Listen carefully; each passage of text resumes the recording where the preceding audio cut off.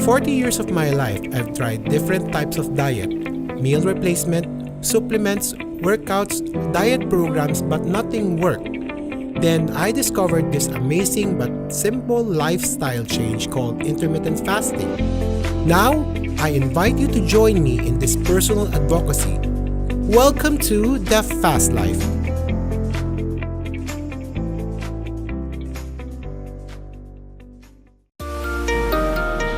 Good day, fasters. I am Mr. Edz Ibanez, and join me in my intermittent fasting lifestyle journey. Welcome to The Fast Life.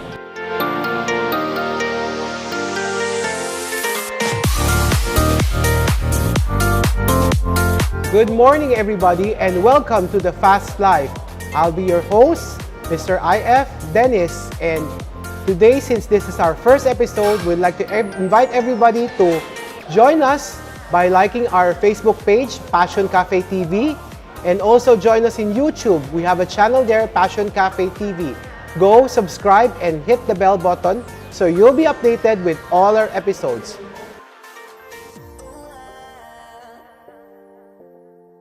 So the reason why I'm doing this is because intermittent fasting has become my advocate. I've tried all the stuff in the world, the exercise, the meal replacement, the shakes, the diets, but nothing worked, only intermittent fasting. And I believe that with intermittent fasting, we'll be able to help more people achieve their target weight. So for today, in our very first episode, we will be interviewing one of my Fitspiration, one of the pillars of intermittent fasting here in Cebu. And I would say it's because of this guy, this is the reason why I am very passionate about intermittent fasting. He's actually a lawyer by profession, and he is currently working under Representative Jonas Cortez as his Chief Legislative Officer. Let us welcome Attorney Edz Ibanez. Thank you for having me here, Sir Dennis. All right, welcome, Attorney Edz. Thank you for joining us for our first ever episode. I'm also honored to be your first ever guest in your... All right. So, Attorney Edz, tell us more about your experience pre-IF. Yes, so before I had IF, I practiced intermittent fasting. I believe my peak weight was around 270 to 280 pounds. I was basically morbidly obese. Okay. I was sickly, my joints ache. I have shortness of breath always. And 2 weeks prior, I started intermittent fasting. I had a bout of hypertension. Oh, okay. I had, I believe, when I checked my blood pressure, it was 180 over 120, straight Wow. 2 weeks. Okay. During my days off, when I am not working, I checked my BP. It's still high, but my feeling, the throbbing feeling in my nape, in my neck, in my forehead, is always the same. I really felt that I was dying. Okay. Just for the record, how old are you right now, Attorney? I'm already 33 years old. 33. But at the age of 33, for you to be experiencing high blood pressure, that is really dangerous, right? That's not normal. That's not normal, Yes. So this was before you started intermittent fasting. Yes. When did you start doing intermittent fasting? So I started intermittent fasting almost a year. Okay. That was March 15. March 15, so it's Last year. Last year, Yeah. so mag-o 1 year na. Yeah, mag 1 year na. Okay. So I started with 16 hours fasting Okay. and 8 hours feeding period. All right. So basically, they say fasting and feasting, but I don't really want to say feasting. Yeah. Because I don't want to think that it will be an excuse for me to eat lots of food. Yeah.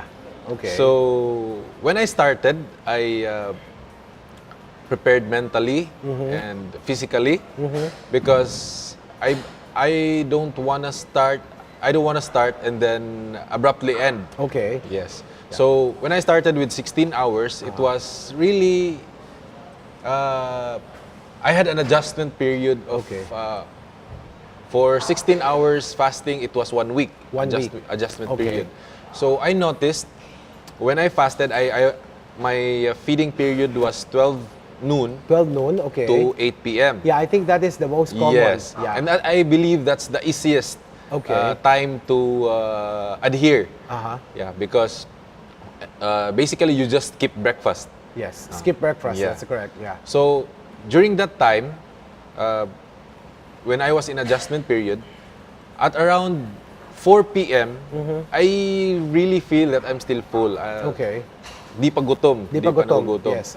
So, the next day I decided, sige, I'll try 12 noon to 6 p.m. Okay. Then, with another 1 week adjustment period, I really noticed that my tummy started to shrink. That started to shrink. Yes. And then when I eat, I don't need to eat a lot of foods. Okay. And basically, before I eat almost 3 to 4 cups of rice. Oh, okay. Yeah. And now, Alright. when I started fasting, only 1 cup of rice and more on veggies and proteins. Okay. So more on veggies and proteins. ka. Yes. Okay. So, Are you very particular what kind of vegetables do you eat? mostly because I started intermittent fasting when I was assigned in Manila. So basically, what I eat is what I can find in the grocery. Okay. So most of the veggies are green leafy, Green leafy. squash, Okay. sayote, like that. Okay. I try to find different kind of vegetables. Also, mungo beans. Mungo beans, okay. It's a staple of my intermittent fasting because it is both for carbs and proteins. Okay. Before we proceed, before you started March 15 of Yes. 2018, what were your thoughts about intermittent fasting? So, I already saw people practicing intermittent fasting in social media. I was browsing on one day on social media, and what is IF? What do you mean by IF? What do you mean by OMAD? People started posting hashtag OMAD, hashtag intermittent fasting. So I did a research on my own. Okay. So I basically found out that it's just easy. You can eat a certain period and you fast in a certain number of hours. Okay. Yeah. So for me, in my opinion, that time would be very easy to adhere because you are not limited to a certain food. Okay. Yeah, You're not limited that's to true. a certain diet. Uh-huh. You can eat anything you want as long as it is in moderation. But you have to stick in a certain time. Certain time. Certain yes. time. Okay. So for me, I believe mas okay ni kay I can eat whatever I want. Yes. Yes. Okay. So after 2 weeks, so you did 16:8, and then after 1 week you did 18:6. So you Yeah. did totally remove your rice, or you still eat rice with your meals? Because there's always a misconception that you need to take out the rice when you do Yeah. intermittent fasting. 3 to 4 months into intermittent fasting, I really did not take out the rice. Okay. Because I'm a rice person. Okay. But I gradually decreased my rice intake because I want to experiment Okay. on my intermittent fasting lifestyle. I say lifestyle because IF is not diet. Yes. IF is a lifestyle. Yes. So I agree. want to experiment on this lifestyle, on what are the foods that I can take, which will give me better results in the Okay. end.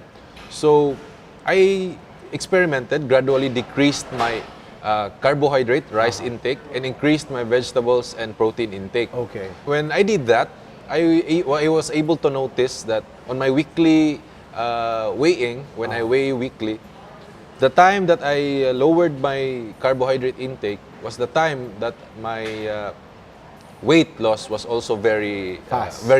Okay. Just for the record, how much do you weigh right now?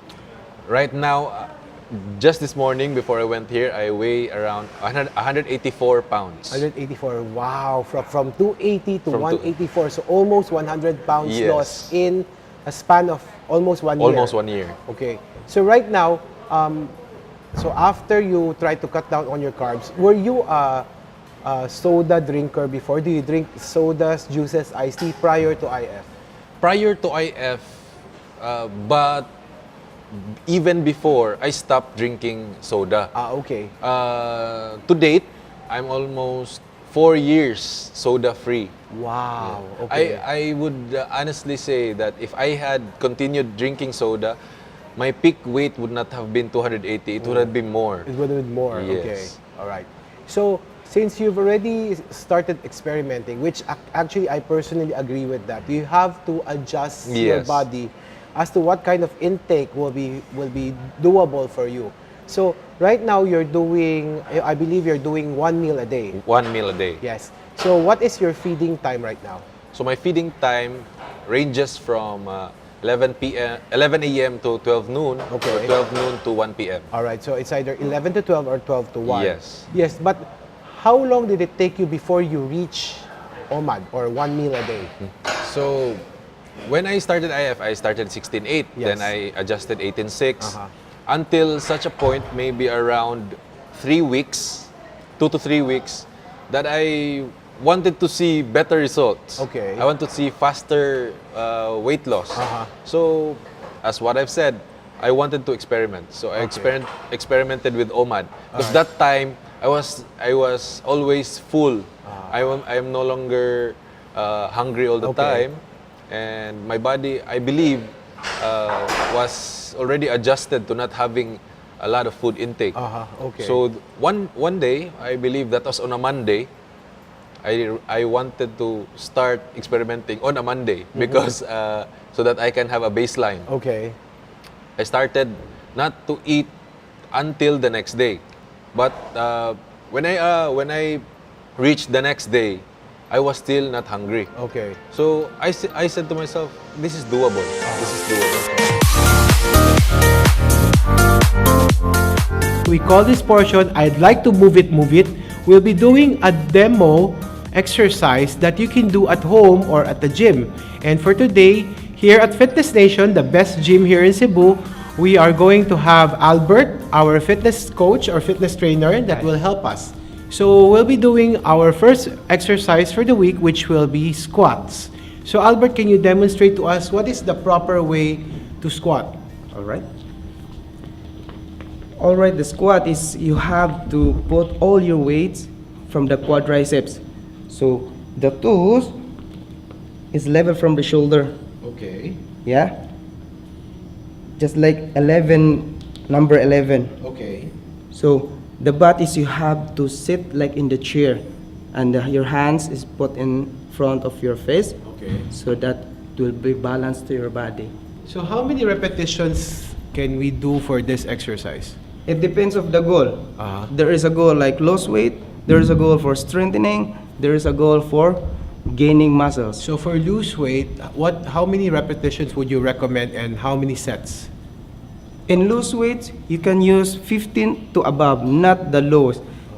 15 to 20 to 30 to make okay. it tone your muscles, to make it strengthening your muscles. Okay. And also, it will improve also to the low, from the lower belly, so that you will lose also for fat. Oh, okay. So belly Belly fats. fats. So how about those who have problems with their knees? Can they do squats? Is there a modified version of squats? There is the option for that. Okay. If you have a ACL or injury from the knees, problem from the knees, we have an option. We can use some chair Okay. or ball. If we are in the gym, we can use the ball, stability ball, and also the chair. All right. Thank you, Albert. And that is our workout for the week. So I would suggest you can try to do this at home or you can do it here at the gym. Visit the Fitness Nation here at Streetscape in Maria Luisa and ask for Coach Albert's help. Albert will be happy to help you, okay? So, thank you, Albert. And Thank you, sir. Fasters, this is our workout for the week. Again, for those who are just tuned in, feel free to subscribe to our channel, Passion Cafe TV, in Facebook and in YouTube. Don't forget to click subscribe and click the bell button.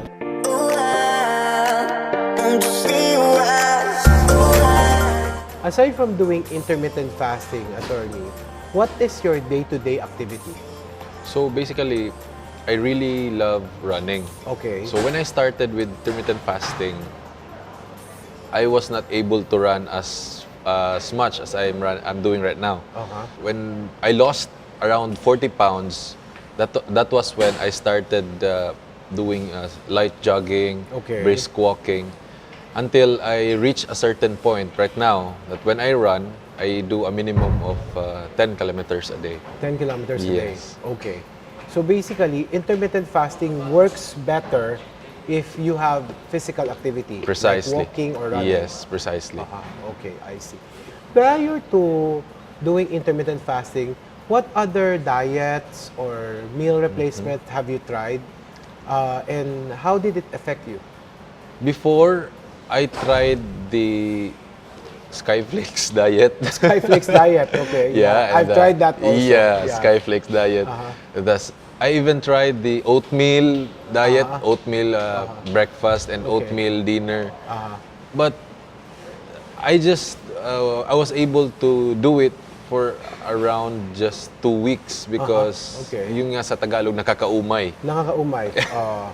And at the same time kasi you feel deprived. Yes, you feel really you want to eat a certain food, but you feel guilty because nag-oatmeal man ko, nag-diet man ko, and then I want to eat that.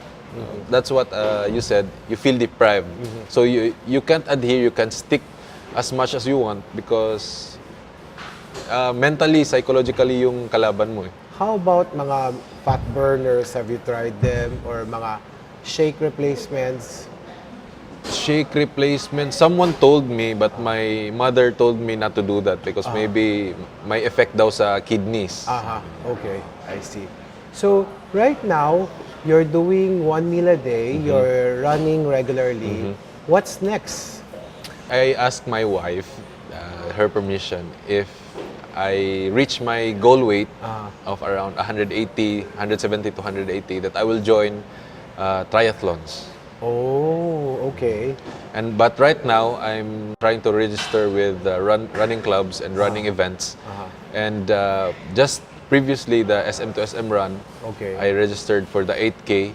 And after I finished the 8K, parang nangita pa. Nangita pa. Nangita pa Okay. og More. So for the next runs, I'm trying to reach 12 to 15K, and then for maybe the next few months, half marathon. Yeah. Wow, half marathon. That would be my dream. Yeah. So what did you do with your old clothes? I gave them all. You gave them away? Yes, I don't want to believe that I have something to go back to. Okay. I gave them all, my pants, my barongs, my polo, my shirts, my t-shirts. I gave them all out. So it's a totally new wardrobe. Totally new. And total overhaul. Total overhaul, that's correct. And what can you advise those who are having second thoughts of starting intermittent fasting? So for those who want to do IF, intermittent fasting, but are having second thoughts, just give it a try. Look at me. I was 280 pounds before. I also was a doubter, but when I did it, I loved it. I stick with it, and results show. One last question. If you learned about IF 10 years ago, do you think would you have tried it? Yes, I would. I would try IF if I learned it before, even before. If social media was in back then, I would have tried IF way back before. So, last words to our viewers. What can you tell them more about intermittent fasting and how it can help them? So guys, intermittent fasting is a lifestyle change. It's not a diet, it's a lifestyle change. Give it a try because we're here in this world to eat to live, not live to eat. Thank you, Attorney, for joining and gracing our first episode of The Fast Life. And as our token of appreciation, would like to give you this Fast Life t-shirt. Wow. This is actually given to us by our sponsor, Custom Sports Apparel. And they made this shirt for us exclusively for The Fast Life. Wow. So Custom Sports Apparel is actually located in Banilad, Cebu City. It's along the old Banilad Road, right across the access road near UC, Banilad. So they printed this shirt for us, Custom Sports, all right? And also partnering with us is Fitness Nation. This is where we're doing the show right now. Fitness Nation is actually the best gym here in Cebu. Come visit them here at Streetscape near Maria Luisa. So here is our custom-made the Fast Life t-shirt just for you. And So I hope it would fit you. Yeah, let me check the size. It's medium, right? Yeah, it's medium. Before I was 4XL. 4XL. Now it's medium. Medium. And that will be perfect Yeah. for you. Again, thank you, Attorney Edz, for Thank you, gracing our Sir. first episode. All right? Thank you. Good day, Fasters. In this portion, we're going to entertain a few questions from our group. As you all know, I formed a support group in Facebook called Fasters PH. And this group is actually to support people who are practicing intermittent fasting and try to help them cope on how to do IF. One question that was posted in the group is from Arnie De Leon, and the question reads, Good afternoon po. Tanong ko naman, ano po bang pwedeng i-substitute sa rice? Actually, Arnie, that was a good question. Most of the members think that intermittent fasting only works if you don't eat rice. I would disagree. You can actually eat rice when you do intermittent fasting as long as you eat it moderately.